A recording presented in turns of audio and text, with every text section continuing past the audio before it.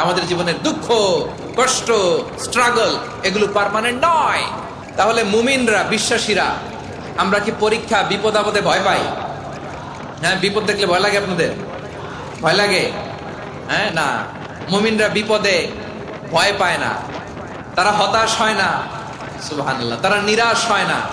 বিশ্বাসীরা হাল ছেড়ে দেয় না, তারা ভরসা রাখে একজনের উপর, চিল্লায় বলতে হবে তিনি কে।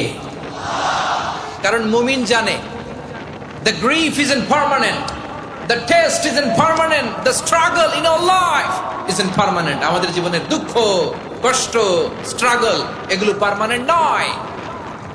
After every difficulties there is an ease. সব কষ্টের পরেই একটা সুখ আছে না নাই?